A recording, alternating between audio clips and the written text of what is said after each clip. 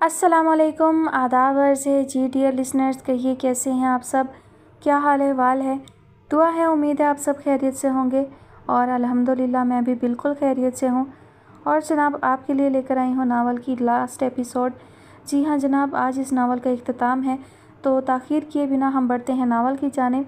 इस नावल की फ़रमाइश हमसे की है सैफ़ुल्लाह और रंजना गुप्ता जी ने।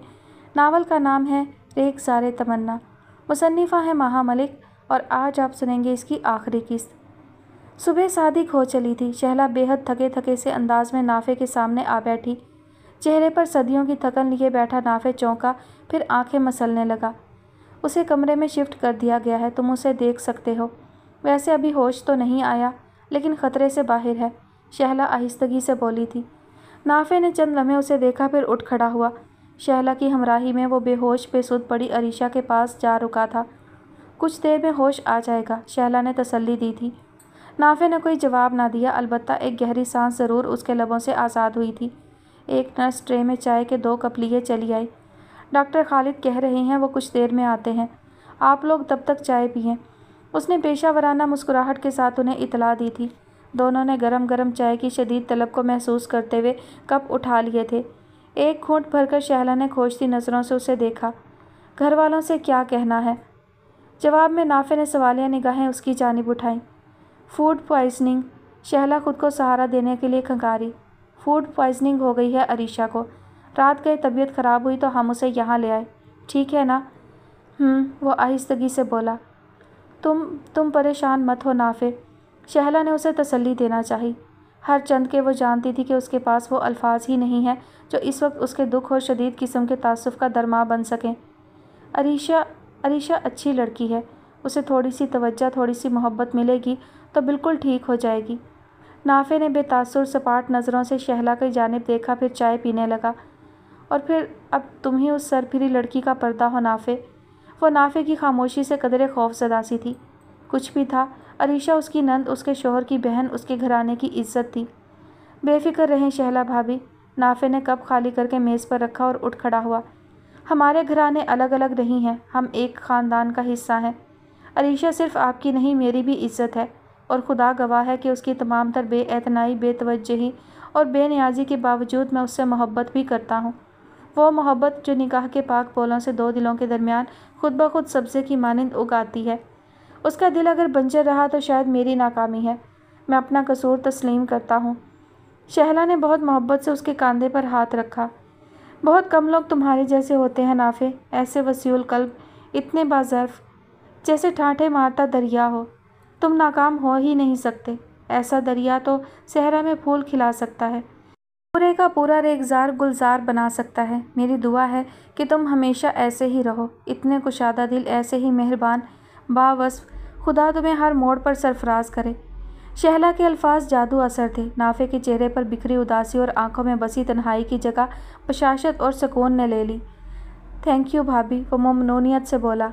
ये ड्रिप ख़त्म हो जाए तो फिर हम घर ले चलते हैं उसे। अगली ड्रिप मैं उसे घर पर ही लगा दूँगी। आज रात सानिया का वलीमा है, कल नायमा का, परसों तुम्हारे वलीमे तक मैं इसे बिल्कुल फ्रेश कर दूँगी। शहला ने लहजे में बेफिक्री और बशाशत पैदा करते हुए उसे मज़ीद रिलैक्स करना चाहा। अरीशा की बंद पलकों को देखते हुए नाफ़े ने सर हिलाया था। अज़हर थके हुए अंदाज में वो कमरे का दरवाज़ा खोलकर अंदर दाखिल हुई ही थी कि गाल पर पड़ने वाले जन्नाटेदार थप्पड़ ने उसे चंद लम्हों के लिए माऊफ सा कर दिया। उसे देखने में दुश्वारी सी हुई। पिछले दिनों की बेतहाशा मसरूफ़ियत के बाद रात भर की थकान ने उसे बहुत निढाल कर डाला था। खुद को संभालने की कोशिश करते हुए उसने सामने देखा। हाशिम, फिर उसके लबों से नहायत हैरत और अफसोस के साथ निकला था। आपने मुझ पर हाथ उठाया? आपने? आंखों में सुर्खी और वहशत का जंगल लिए वो चेहरा हाशिम का चेहरा ना था। उसके बाल बिखरे हुए थे और सांसें बेतरतीब थीं। रात भर अपने बेडरूम से बाहर रहने वाली बीवी अपने शोहर से क्या तवक्का करती है शहला? वो बिखरे हुए अंदाज में बोला था। वो कौन सा मुकाम था जहाँ से तुम्हारी आवाज़ का सुनना भी मुहाल था? शहला शशतर रह गई। फटी फटी आंखों से वो उसे देखने लगी। कहाँ गई थी तुम? उसने दांत पीसे। जवाब दो मुझे। अभी वो पेपर्स मैंने साइन नहीं किए हैं शहला अहमद, जिसको लेकर तुम आज़ाद हो जाने की खुशी में सभी कुछ फरामोश करके। उसके अल्फाज उसके लबों में ही दम तोड़ गए थे। शहला किसी ज़ख्मी शेरनी की तरह उस पर झपटी थी। हाशिम उसके थप्पड़ों की बौछार से घबरा गया। क्या समझते हो तुम मुझे? आवारा, बदकिरदार हूँ मैं? इतना कमज़ोर जाना तुमने मुझे? बस इतना ही समझ पाए? ये था तुम्हारी खोखली मोहब्बत का दावा। वो दीवानी होने लगी थी। शहला तुम पागल हो गई हो। हाशिम ने उसके दोनों हाथ पकड़ लिए। शहला उसके काबू में नहीं आ रही थी। अपने हाथ छुड़वाकर उसने कुशन उठाकर उसे मारना शुरू किया। तुमसे मोहब्बत चाहती रही मैं, तुमसे, तुम्हारे जैसे कमज़ोर ज़हनियत के इंसान से, जो रात भर बेडरूम से बाहर रहने को लाजमन बीवी की बदजलनी गर्दानता है। Hashim, I will kill you. Hashim उस बिफरी शेरनी को संभालने की कोशिश में बेड पर गिरा और उसे मारती हुई शहला उसके सीने पर आ गिरी। अरीशा की तबीयत कुछ ख़राब हो गई थी। शहला रुंधे हुए लहजे में बोली। मुझे और नाफे को अचानक ही उसे अस्पताल ले जाना पड़ा। मेरा सेल भी जल्दबाजी में कमरे में ही रह गया। अभी मैं अरीशा को उसके कमरे तक पहुंचा कर आ रही हूँ। मुझे यकीन नहीं आ रहा हाशिम कि आप भी इतने बेएतबार हो सकते हैं। फिर अगले ही पल वो उसके सीने पर सर रखकर ज़ोर ज़ोर से रोने लगी थी। रात भर अपने एहसाब से जंग लड़ता हाशिम शल हो चुका था। शहला के गिर्द अपने बाजुओं को लपेटते हुए वो थके थके अंदाज में सांसें भरने लगा था। शहला, मुझे माफ़ कर दो। ज़िंदगी निगाहों के सामने रूठ कर जा रही हो तो बड़े से बड़ा जी होश भी दीवाना हो जाता है। मैं भी तुम्हारे जाने के तसव्वुर से ही दीवाना हो गया। मुझे तस्लीम है शहला, मैं तुमसे दूर रहकर जी नहीं पाऊँगा। शहला ने सर उठाकर उसे देखा। उस लावे के बह निकलने की वो कब से मुंतज़िर थी। और वो पेपर्स, वो किस बात का एतराफ़ हैं? उसकी आंखें भर आईं। इसी मोहब्बत का। हाशिम कुछ देर उसकी नज़रों में देखता रहा, फिर उसने उंगली की पोर से उसके आंसू पोंछे। कहाँ गए वो पेपर्स? वो तुमने ही उठाए हैं? जला दिए थे मैंने, वो रूंधे हुए लहजे में बोली। उनका खौफ मुझे रात को सोने नहीं देता था। हाशिम बेसाख्ता हंसा था। उसकी शफाफ हंसी में ज़िंदगी की भरपूर हरारत जी उठने का मुकम्मल एहसास था। सद शुक्र, वो तशक्कुर से बोला। क्यों देना चाहते थे मुझे ये सज़ा? शहला उठकर बैठ गई। उसकी नज़रों में अब तक शिकायत थी, बेयकीनी थी। शहला, मैं गुमराह किया गया था, लेकिन आज तुम्हारे इस अंदाज ने बदगुमानी का ज़र्रा ज़र्रा मेरे दिल की तहों से फूंक निकाला। ये अंदाज़ मोहब्बत का है, सरासर मोहब्बत। शहला चंद लम्हे उसकी नज़रों में देखती रही। सारी बात समझ में आ रही थी। हाशिम, वो महज एक परछाई है।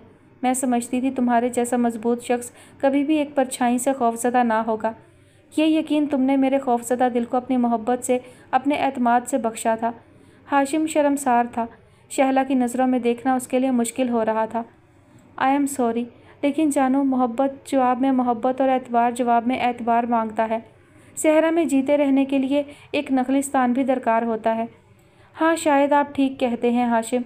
शहला अपने आप में लौट चुकी थी। आहिस्तगी से बोली। आपके गुरेज के दौर में जीते हुए मुझे अपनी सभी खामियों का इदराक हो चुका है। मैं जानती हूँ कि हमराही के इस अरसे में मैंने कई मुकाम पर आपको मायूस किया है। फिर उसने हाशिम को देखा। उसकी आंखों में नमी थी।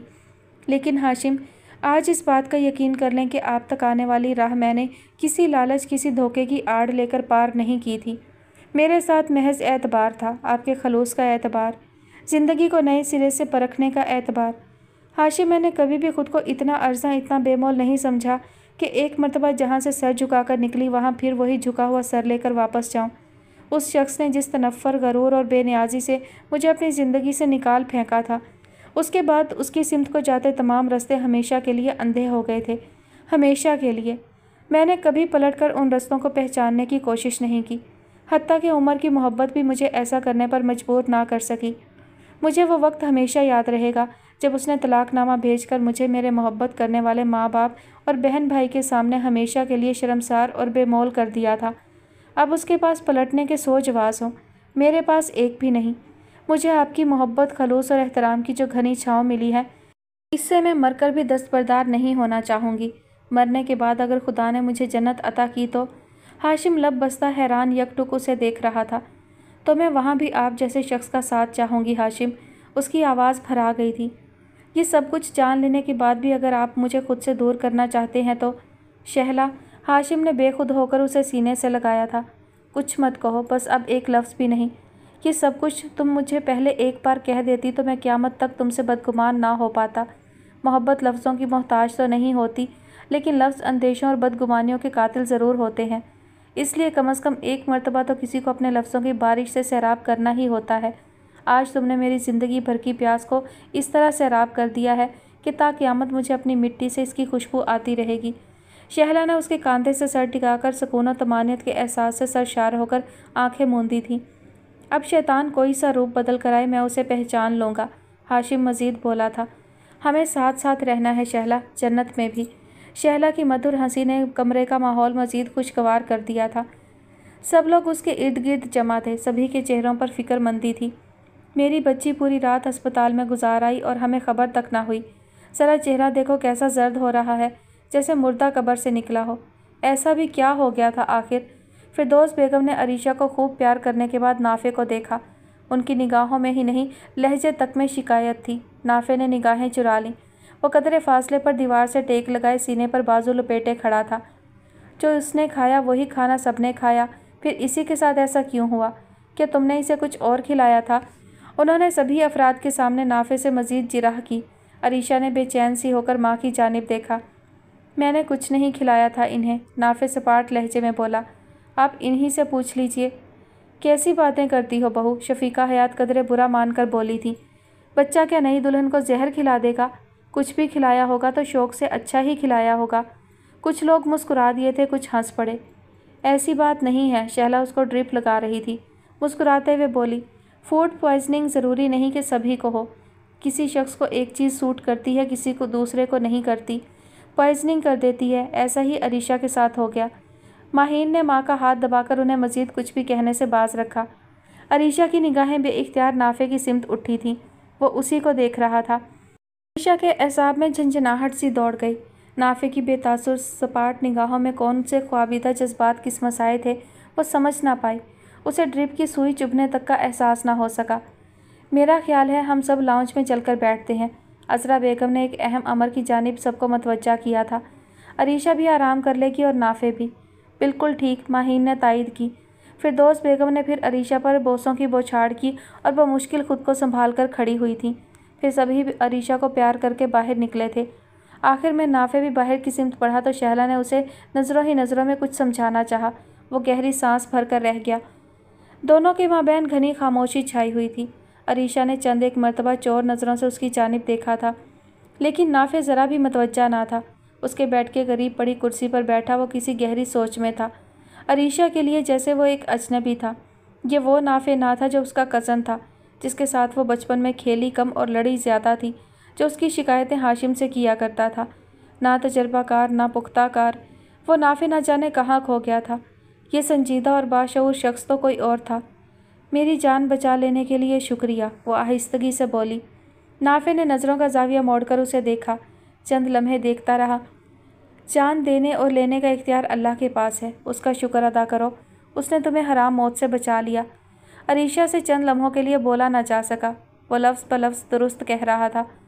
फिर भी वो बोली, जान बचाने का ना सही, पर्दा रख लेने का शुक्रिया। ये मेरा फ़र्ज़ था। वो फिर बोला, तुम मेरी बीवी हो, तुम्हारी इज़्ज़त से मेरी इज़्ज़त, तुम्हारी बेइज्जती से मेरी बेइज्जती है। बहुत अरसे के बाद अरीशा की पलकें नम हुई थीं। उसने अपने अंदर कुछ जागता हुआ महसूस किया। उसे लगा वो किसी अपने के पास बैठी है। उसे लगा वो सब से अपने के पास बैठी है। ऐसा अपना अब तक कोई ना बना था। दिल रखने की ऐसी कोशिश भी किसी ने ना की थी। नाफे, वो आहिस्ता से बोली। नाफे ने चौंक कर उसकी जानिब देखा था। तुम पूछोगे नहीं मैंने ऐसा क्यों किया? नहीं, वो आहिस्तगी से बोला। नहीं पूछूंगा। अब के वो चौंकी थी। ऐसा पूछने में मुझे अपनी इंसल्ट फील होती है और मैं ऐसा भी नहीं चाहता। फिर वो उठकर खड़ा हुआ था। तुम आराम करो, अगर बेहतर महसूस करो तो शाम को सानिया आपी के वलीमा में शिरकत के लिए तैयार हो जाना। उसने गुमसुम से अंदाज में सर हिलाया।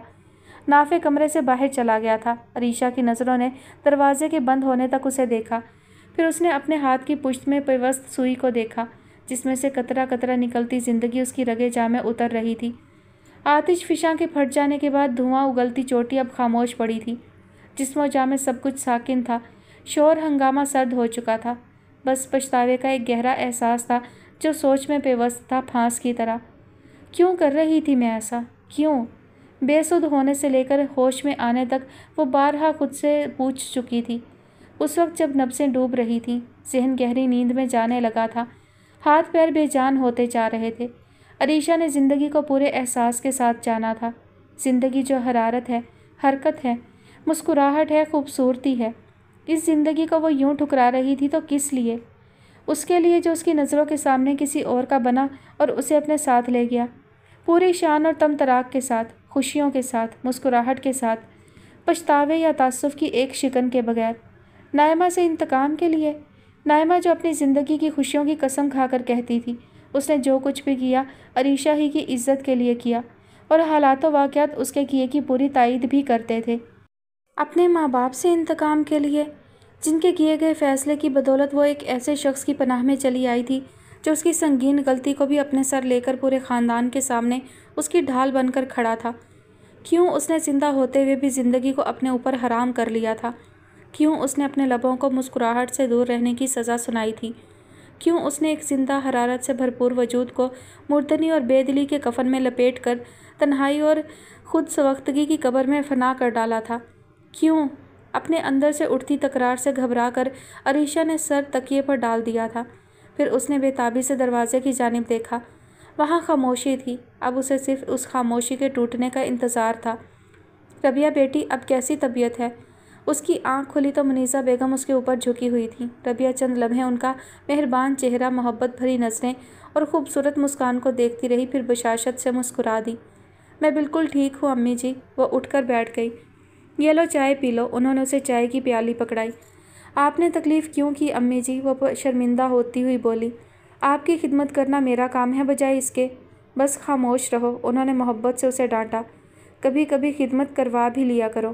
ربیہ مسکراتے ہوئے چائے پینے لگی۔ ربیہ میری جان، انہوں نے اس کے بال سنوارے۔ تم مجھے پریشان سی لگیں۔ کیا بات ہوئی؟ کوئی مسئلہ ہے تو اپنی ماں کو بتاؤ۔ کوئی مسئلہ نہیں ہے امی جی، وہ آہستگی سے بولی، بلکہ میں کچھ کہنا چاہ رہی تھی آپ سے۔ اس نے سر اٹھا کر ماں کو دیکھا، پھر قدرے جھینپ کر پھر سے سر جھکا لیا۔ آپ امیر حسن کے لیے پوچھ رہی تھیں؟ مگر تمہارے ساتھ کوئی زبردستی نہیں ہوگی ربیہ، منیزہ بیگم نے اس کی بات کاٹی۔ لیکن اس رشتے سے جڑی ایک حقیقت بھی ہے جو میں تمہیں بتانا چاہتی ہوں۔ وہ سن لو، پھر جو چاہے فیصلہ کرو۔ تمہاری ماں ہر صورت تمہارے ساتھ ہے۔ کیسی حقیقت؟ ربیہ حیران ہوئی۔ منیزہ بیگم چند لمحے اس کا چہرہ دیکھتی رہیں۔ وہ تذبذب کا شکار لگتی تھی۔ ربیہ، پھر وہ بولی، میں جانتی ہوں قدرت نے میرے لیے جو فیصلہ کر دیا ہے، میں اب چند ماہ سے زیادہ نہیں جی پاؤں گی۔ ربیہ نے بے اختیار ان کے ہاتھ تھامے۔ امی جی، ہاں میری جان، میں جانتی ہوں مجھے کینسر ہے۔ ان کی آنکھیں ڈبڈبا گئیں۔ لیکن مجھے اپنے اللہ سے کوئی شکوہ نہیں۔ جو اس کی رضا، اس نے میرے دل کی سبھی مرادوں کو یوں پورا کیا ہے کہ دل میں کسی حسرت کی پرچھائی تک نہیں۔ مجھے اپنی بیٹی مل گئی۔ میں نے جی بھر کے اپنی ممتا کو سیراب کیا۔ مجھے اپنی بے گناہی ثابت ہونے کی نوید ملی۔ میں اپنے رب کی آزمائشوں میں سرخرو ہوئی۔ ایک گناہ گار انسان اور کیا چاہ سکتا ہے اس کے سوا؟ ربیہ نے اپنا سر ان کے کندھے پر رکھ دیا۔ میں تمہاری محبت سے سیراب ہوں ربیہ، اس لیے میں چاہتی ہوں کہ تمہارا باپ بھی اپنی بیٹی کی محبت اور خدمت کے ذائقے سے روشناس ہو سکے۔ اسے تمہاری ضرورت ہے۔ ربیہ نے ایک جھٹکے سے اپنا سر اٹھایا تھا۔ اس کی نگاہوں میں بے یقینی تھی۔ ہاں ربیہ، احمد جہاں زیب تمہارے والد باقید حیات ہیں۔ شہریار احمد تمہارا بھائی اور امیر حسن تمہارا کزن ہے۔ امی جی، ربیہ کے لبوں سے بمشکل نکلا تھا، یہ کیا کہہ رہی ہیں آپ؟ یہ سچ ہے بیٹی، وہ بھیگی پلکوں کو جھپکتے ہوئے بولیں۔ شہریار احمد تمہارا سوتیلا بھائی ہے۔ تمہارے والد نے باہر جا کر اس کی ماں سے شادی کر لی تھی، لیکن انہیں سکون نہ مل سکا۔ وہ ساری عمر اپنے غلط فیصلے پر پشیمان اندر ہی اندر گھلتے رہے ہیں۔ حیراتنی کے سمندر میں ڈوبی ربیہ یکٹک انہیں دیکھ رہی تھی۔ تمہارے والد پیرالائزڈ ہیں۔ ان کی دیکھ بھال کے لیے محض نرسوں کا سہارا لیا جاتا ہے۔ وہ ساری عمر اپنے حقیقی رشتوں سے دور کس طرح تڑپے ہوں گے، کتنا ترسے ہوں گے، میں سمجھ سکتی ہوں۔ اس لیے میں چاہتی ہوں ان کی سزا میں کچھ تخفیف ہو، ان کی اپنی بیٹی ان سے مل پائے، ان کی خدمت کر سکے، ان کے ساتھ کچھ عرصہ بتائے۔ اگر تم امیر حسن کا ہاتھ تھامنے پر راضی ہو سکو تو ایسا ممکن ہے۔ ان کی نگاہوں میں التجا تھی۔ ربیہ حیران رہ گئی۔ میں آپ کو چھوڑ کر کہیں نہیں جاؤں گی۔ وہ یکایک ان سے لپٹ گئی۔ کبھی نہیں۔ میں تمہارے ساتھ زبردستی نہیں کروں گی بیٹی، انہوں نے خود پر قابو پاتے ہوئے کہا۔ لیکن یہ ایک التجا ہے۔ تمہارے والد کو تمہاری ضرورت ہے۔ میرے والد، جنہیں یہ تک علم نہیں کہ میں ہوں؟ وہ دکھ سے بولی۔ وہ ایک اچھے انسان ہے بیٹی، ان کی طرف سے بدگمان نہ ہو۔ منیزہ بیگم کے لہجے میں دکھ بول رہے تھے۔ تمہیں ان سے ضرور ہی ملنا چاہیے۔ میں چاہتی ہوں کہ وہ بھی تمہیں دیکھیں، اپنے سینے سے لگائیں، تمہیں ایک باپ کی طرح پیار کریں۔ نہ جانے کیوں مگر میں ایسا چاہتی ہوں۔ امی جی، ربیہ ان سے لپٹ کر پھوٹ پھوٹ کر رو دی۔ میں آپ کو چھوڑ کر کہیں نہیں جاؤں گی۔ منیزہ بیگم دھیرے دھیرے اس کا سر تھپک رہی تھی۔ آج رات خوشبوؤں میں ایک جادوئی اثر تھا۔ رافع نے مشام جاں کو معطر ہوتا محسوس کیا۔ پھر اس نے 10 بجاتی گھڑی کی سوئیوں کو دیکھا۔ رنگ و بو سے سجی اس محفل میں بہت سے چہرے تھے، لیکن نظریں جس چہرے کو دیکھنے کی خواہش مند تھیں وہ اب تک دکھائی نہ دیا تھا۔ آج فراز اور نائمہ کی تقریب ولیمہ تھی۔ اسٹیج پر بیٹھے دلہا دلہن کے چہرے حقیقی خوشی کی روشنی سے جگمگا رہے تھے۔ ان کے انداز میں ایک دوسرے کے لیے چاہت اور الفت تھی۔ ان دونوں کو خوش و خرم دیکھ کر کئی دلوں کو تشکر اور طمانینت کا بھرپور احساس ہوا تھا۔ رابعہ بیگم، رائمہ اور وردہ نائمہ کو ہنستا مسکراتا اور مطمئن پا کر ازحد خوش تھیں۔ ریحانہ بیگم بیٹے اور بہو کو آپس میں ملتفت پا کر شاداں و فرحاں تھیں۔ تقریب میں جگمگاتے چہروں کے درمیان ایک مسکراتا چہرہ اسٹیج کی جانب رواں دواں تھا۔ گولڈن بنارسی ساڑی زیبتن کیے بھاری زیورات پہنے عریشہ نے جب دلہا دلہن کو مبارکباد دی تو وہ دونوں ایک دوسرے کو حیرانی سے دیکھے بنا نہ رہ پائے۔ عریشہ، نائمہ نے بے پناہ مسرت سے اس کا ہاتھ تھاما تھا۔ کیسی ہو تم؟ میں ٹھیک ہوں، وہ مسکرائی۔ ایک عرصے بعد نائمہ نے اس کی آنکھ کے کاجل کو مسکراتے دیکھا تھا۔ اسے اپنی دعا کی مقبولیت کا احساس ہوا تو اس کا رواں رواں خدائے پاک کا شکر بجا لانے لگا۔ خوش ہو نا تم؟ نائمہ نے عجلت بھرے انداز میں تصدیق چاہی۔ الحمدللہ، میں بہت مطمئن اور خوش ہوں نائمہ۔ اس نے ذرا کی ذرا فراز کی جانب دیکھا جو اس کی سمت دیکھنے سے گریزاں قدرے شرمندہ سا نظر آتا تھا۔ اس دنیا میں زیادہ تر لوگ ایک مرتبہ جیتے اور ایک مرتبہ مرتے ہیں، لیکن کچھ لوگ ایسے بھی ہوتے ہیں جن پر ان کا خدا کچھ زیادہ ہی مہربان ہوتا ہے، انہیں سیدھی راہ چلانا چاہتا ہے، انہیں بھٹکنے نہیں دیتا۔ پھر بھی وہ اگر بھٹکے تو انہیں ہدایت دے کر پھر سے سیدھی راہ پر لے آتا ہے۔ میں انہی خوش قسمت لوگوں میں سے ایک ہوں۔ نائمہ حیرانی سے آنکھیں کھولے یکٹک اس کا جگمگاتا چہرہ دیکھ رہی تھی۔ نافع؟ پھر اس نے استفسار کیا۔ نافع کہاں ہے؟ عریشہ کا چہرہ نافع کے نام پر جس طرح کھلا تھا اس نے نائمہ کو مزید بحر حیرت میں غرق کیا۔ آئے تو ہیں، وہ قدرے شرما کر بولی۔ شاید دوستوں وغیرہ کو کمپنی دے رہے ہیں۔ نائمہ ہنس پڑی تو عریشہ نے چونک کر دیکھا۔ نافع اس کے پیچھے ہی کھڑا تھا۔ نافع اور فراز آپس میں ملنے لگے۔ عریشہ شفق رنگ چہرہ لے کر واپس مڑ گئی تھی۔ تقریب اب اپنے اختتام پذیر تھی۔ انتظار کرتا رافع اب قدرے مایوس ہو چلا تھا۔ اس کے انداز کی تمام شگفتگی اور دلکشی ماند پڑ گئی تھی۔ پھر اسے احساس ہوا کہ وہ غلطی پر تھا۔ عباد تو تقریب میں موجود تھا۔ ربیہ کو اگر آنا ہوتا تو وہ عباد کے ساتھ ہی آتی، نہ کہ بعد میں۔ اس نے اپنی حماقت پر خود کو سرزنش کی۔ ہم بھی آدمی تھے کام کے، بڑبڑاتے ہوئے وہ مڑا ہی تھا کہ ہاشم کے مقابل آ گیا۔ ہاشم کے لبوں پر ناقابل فہم سی مسکراہٹ تھی، سنجیدہ، نرم، قدرے افسردگی کو ظاہر کرتی مسکراہٹ۔ رافع کو محسوس ہوا جیسے وہ مسکراہٹ رافع کے لیے ہی تھی۔ کسے ڈھونڈ رہے ہو؟ ہاشم نے اس کے کندھے پر ہاتھ رکھا۔ قسمت کو، اس نے جیسے آہ بھری۔ وہ کھڑی ہے، ہاشم نے اشارہ کیا۔ رافع نے عجلت اور حیرانی سے اس سمت دیکھا، پھر فوراً ہی اس کے تاثرات تبدیل ہوئے تھے۔ ہاشم نے جہاں اشارہ کیا تھا وہاں وردہ کھڑی تھی۔ رافع نے جیسے قدرے خفگی کا اظہار کرتے ہوئے اس کا ہاتھ کندھے سے ہٹایا تھا۔ تیرا دوست ہوں یار، ہاشم نے یقین دلانے والے انداز میں کہا۔ نہیں، ستم ظریف ہو۔ وہ ایک سمت کو بڑھ گیا۔ ہاشم اس کے ساتھ ساتھ چلنے لگا۔ اس نے اپنا ہاتھ پھر سے اس کے کندھے پر رکھ لیا تھا۔ رافع میری جان، قسمت سے منہ نہیں پھیرتے، برا مان جاتی ہے، اور جو ستارہ قسمت کے ستارے سے دور کہیں چمکتا ہو اس سے روشنی نہیں مانگتے، اس کی روشنی کسی اور کے لیے ہوتی ہے۔ رافع اپنی جگہ ٹھہر گیا، پھر اس نے ہاشم کی جانب رخ کیا اور چند لمحے اس کی مہربان اور پرخلوص نظروں میں دیکھتا رہا۔ ہاشم، وہ یوں بولا جیسے خود سے بھی خوفزدہ ہو۔ ہاں بولو۔ کیا وہ کسی اور کے لیے ہے؟ اس کے لہجے میں انتہائی بے یقینی تھی۔ ہاں، ہاشم سپاٹ سے انداز میں بولا۔ رافع کا چہرہ تیزی سے تاریک پڑا تو ہاشم کی آنکھوں میں ترہم در آیا۔ میں نہیں مانتا، اس نے سر جھٹکا۔ کل شام ربیہ کا نکاح ہے، اس کے کزن امیر حسن کے ساتھ۔ میں اور شہلا ابھی وہیں سے آ رہے ہیں جہاں ساری تفصیلات طے کی جا رہی تھیں۔ وہ کسی اور کا ستارہ ہے رافع، اسی کے نام ہونے جا رہا ہے۔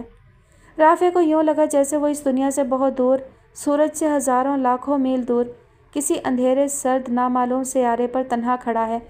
اسے کچھ سنائی دیتا تھا، نہ دکھائی۔ وہ خلا میں تھا یا اس کے قدموں تلے زمین بھی تھی، اسے علم نہ تھا۔ بے وزنی اور بے بسی کی اس کیفیت میں وہ کتنی دیر مبتلا رہا، اسے علم نہ تھا۔ ہاشم مزید کیا کہہ رہا تھا، اسے علم نہ تھا۔ ہاشم جو اسے مزید تفصیلات سے آگاہ کر رہا تھا خاموش ہو گیا۔ اسے احساس ہوا کہ وہ محض ایک بت سے مخاطب ہے، اس کا سب سے پیارا دوست اور کزن اس کے سامنے نہیں ہے۔ اس کے سامنے صرف اس کی صورت کا ایک بت ہے۔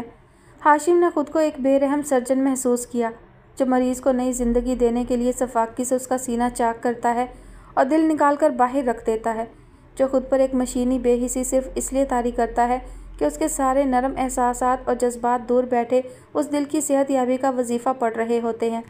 ساری دنیا نہ جانے کیا کر رہی تھی۔ وہ دونوں آمنے سامنے کھڑے تھے، پھر یکایک بے جان بت میں جان لوٹی۔ رافع اچانک مڑا اور تیز تیز قدموں سے چلتا ہوا اس سے دور جانے لگا۔ ہاشم نے اسے پکارا نہیں، اس کے لب آپس میں پیوست تھے، اس نے اپنا کام کر دیا تھا۔ نیا دل کتنی دیر بعد دھڑکنا شروع کرتا ہے، اسے اس کا انتظار تھا۔ کار پورچ میں کھڑی کر کے وہ تیزی سے چلتا ہوا اندر آیا تھا۔ اپنے پورشن کی سمت بڑھتے ہوئے یکایک اس کے قدم تھمے تھے۔ حیات ولا کے در و دیوار ہنوز رنگ برنگ روشنیوں سے سجے ہوئے تھے۔ رات کے اس پہر خالی عمارت روشنیوں میں گھر کر بھی ایک اداسی کا شکار لگتی تھی۔ تقریبات ختم ہو جانے کے احساس کے ساتھ تھکی تھکی سی عمارت۔ رافع کو یاد آیا چند دن قبل مہندی کی تقریب میں وہ اور ربیہ اسی جگہ ٹھہر گئے تھے۔ ربیہ نے آگے بڑھنا چاہا تھا مگر اس کے قدم اس کے دل کے تابع ہو گئے تھے۔ انہوں نے دماغ کا کہا ماننے سے انکار کر دیا تھا۔ وہ دل جو اس کے قدموں سے ضدی بچے کی مانند لپٹ گیا تھا، وہ دل جو اس کی آنکھوں کی روشنی میں کسی ہیرے کی مانند آشکار ہوا تھا، وہ دل جو اس کی نرم شرمگی مسکراہٹ کے گوشوں میں چھپا بیٹھا تھا، وہ دل کیسے بدل گیا؟ دل نے کسی اور نام پر سر تسلیم خم کیسے کیا؟ رافع تو یہ کوشش کر کر کے بری طرح ہارا تھا۔ کچھ دیر اداس نظروں سے سارا منظر دیکھ کر وہ تھکے تھکے قدم اٹھاتا اندر چلا آیا، جہاں صرف ایک ملازمہ سب گھر والوں کا انتظار کر رہی تھی۔ رافع کو دیکھ کر وہ کچن میں چلی گئی۔ رافع اپنے کمرے میں آ کر ٹیلی فون پر ایک نمبر ڈائل کرنے لگا۔ دوسری جانب سے غالباً انیکا نے فون اٹھایا تھا۔ ہیلو۔ رافع چند لمحے تذبذب کا شکار ہوا، پھر بولا، میں ربیہ سے بات کر سکتا ہوں؟ ربیہ سے؟ انیکا کے انداز میں قدرے حیرت در آئی۔ جسٹ ہولڈ آن پلیز، پھر وہ بولی تھی۔ رافع خاموشی سے کھڑا سامنے دیوار پر لگی تصویر کو دیکھتا رہا جہاں سورج غروب ہونے کا منظر اداسی پھیلا رہا تھا۔ اپنے کمرے کی دیوار پر لگی یہ تصویر اسے پہلے کبھی اتنی اداس نہ لگی تھی۔ ہیلو۔ چند ہی لمحوں میں اس کی مترنم آواز سنائی دی تھی۔ رافع، وہ آہستگی سے بولا۔ دوسری جانب چند ہی لمحوں کی خاموشی چھائی تھی۔ اگلے ہی پل وہ قدرے شگفتگی سے بولی، کیسے ہیں رافع آپ آج تقریب میں نہیں آئیں؟ وہ آہستگی سے بولا، جی امی کی وجہ سے میں اور انیکا گھر پر ٹھہر گئے۔ سنا ہے کل آپ کے گھر بھی ایک تقریب ہے؟ رافع نے خود پر ازحد جبر کیا تھا۔ ربیہ کافی دیر کے لیے خاموش ہو گئی تھی۔ جی، پھر اس نے آہستگی سے کہا، اور میں چاہتی ہوں آپ اور وردہ بھی شریک ہوں اس تقریب میں۔ رافع نے اپنی آنکھوں میں تیزی سے ابھرتی نمی کو محسوس کیا، پھر وہی نمی اس کے حلق میں اترنے لگی۔ وردہ تو آپ کی دوست ہے، میں کس ناطے؟ آپ وردہ کے منگیتر ہیں۔ اوہ آئی سی، آپ مجھے وردہ کے منگیتر کی حیثیت سے انوائٹ کر رہی ہیں۔ رافع نے اپنی ذات کے صحرا میں جیسے دکھ اور تعصب کے بگولے اٹھتے دیکھے۔ ربیہ آپ کو دیکھ کر بالکل بھی احساس نہیں ہوتا کہ آپ اس قدر ظالم ہیں، وہ ٹوٹ کر بولا۔ وہ دھیرے سے ہنس دی۔ رافع نے اپنے کان کے اس قدر قریب اس کی مدھر ہنسی کو پہلی بار سنا، اور شاید آخری بار۔ باوجود شدید ضبط کے اس کی آنکھوں کے گوشے بھیگ گئے۔ رافع، آپ حقیقت پسندی کو ظلم کے نام دے لیں تو میں ظالم ہوں۔ میں نے اپنی زندگی میں افسانے اور حقیقت دونوں کو برتا ہے۔ حقیقت کی جانب آپ پیٹھ کر لیں گے تو وہ گھوم کر پھر سے آپ کے سامنے چلی آئے گی، سو آگے بڑھ کر اس کا مقابلہ کرنا ہی عقل مندی ہے۔ آپ نے اپنی زندگی میں صرف محبتیں ہی دیکھی ہیں، ابھی آپ کو نفرت سے واسطہ نہیں پڑا، اور میں چاہتی ہوں کہ زندگی میں کبھی آپ کو نفرت سے واسطہ نہ پڑے۔ جو آپ سے محبت کرتے ہیں وہ ہمیشہ آپ کی محبت میں مبتلا رہیں تا عمر۔ میں نے اپنی زندگی میں محبتیں بھی دیکھی ہیں اور نفرتیں بھی۔ نفرتیں وہ سوئیاں ہوتی ہیں رافع جو ایک جیتے جاگتے جسم کو برسوں کے لیے سلا دیتی ہیں، اور یہ سوئیاں نکلنے کا انتظار بہت طویل اور تکلیف دہ ہوتا ہے۔ میں جینا چاہتی ہوں، مسکرانا چاہتی ہوں۔ مسکراہٹیں میں نے بہت مشکلوں سے حاصل کی ہیں رافع، میں کسی قیمت پر ان کا سودا نہیں کر سکتی۔ وہ بول بول کر تھک سی گئی۔ اتنا بولنا اس کی سرشت نہ تھی، وہ بہت کم گو تھی۔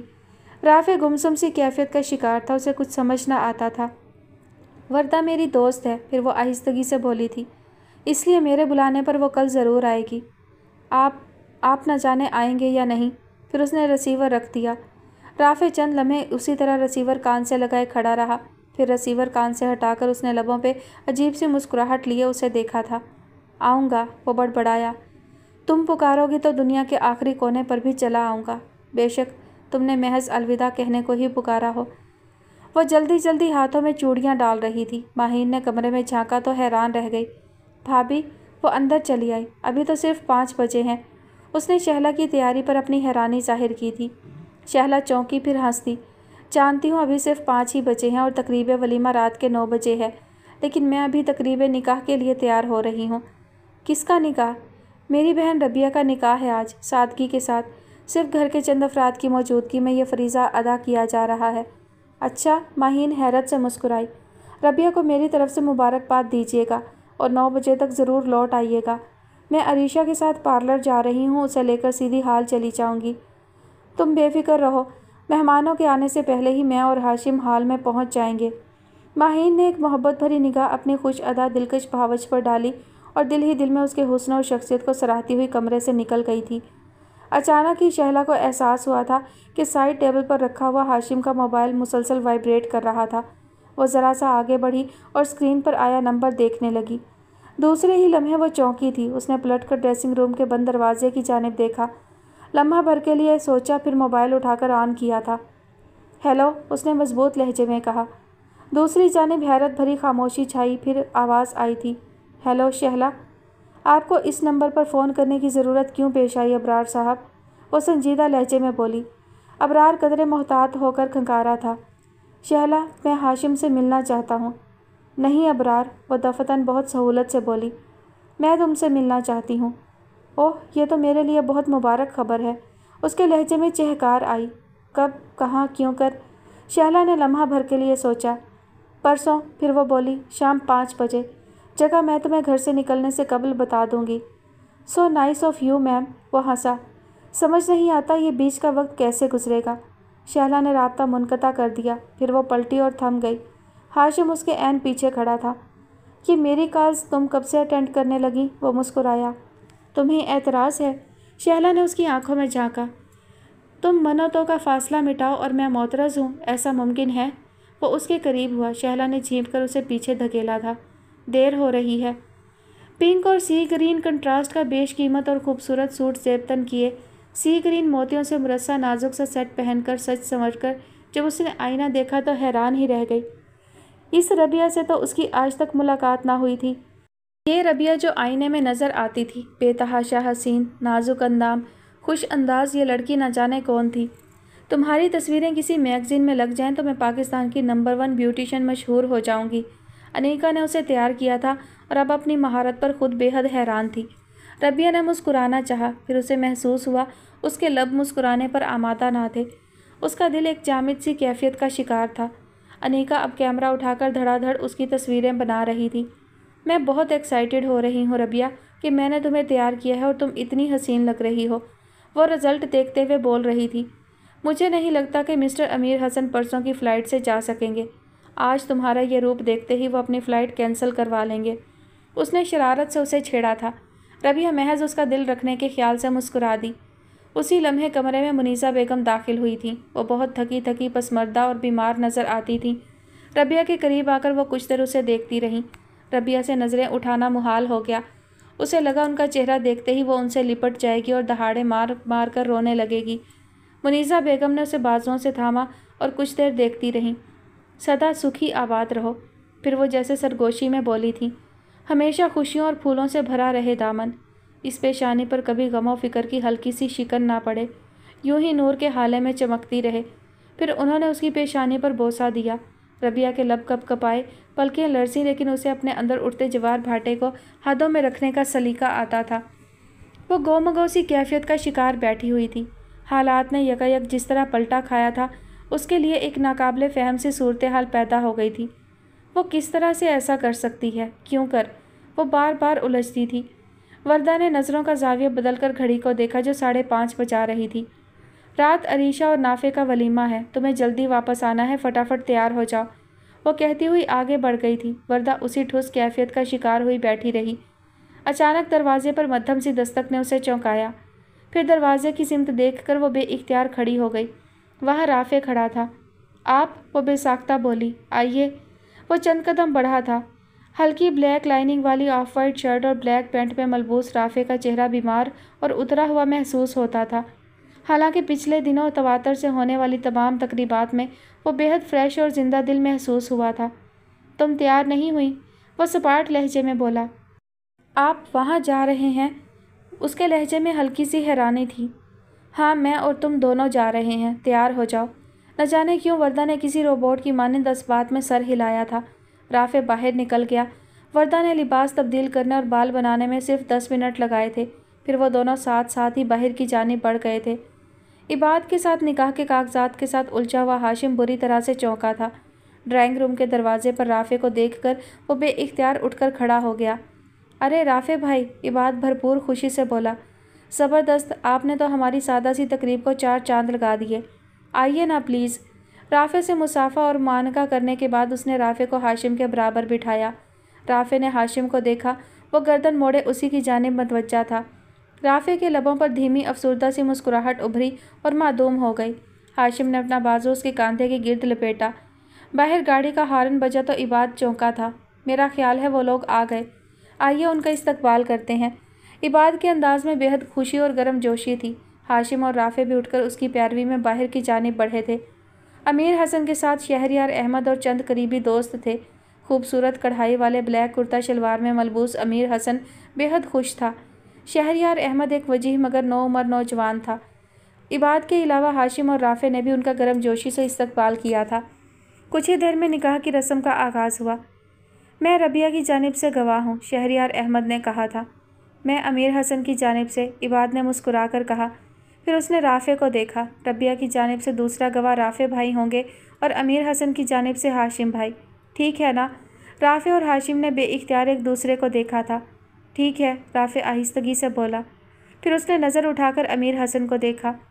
میں گواہ بنوں گا اور میں گواہی دوں گا امیر حسن کہ میں نے اس کی ہر تمنا، ہر خیال، سارے تصور، ساری چاہتیں، سارے جذبات تمہیں سونپے۔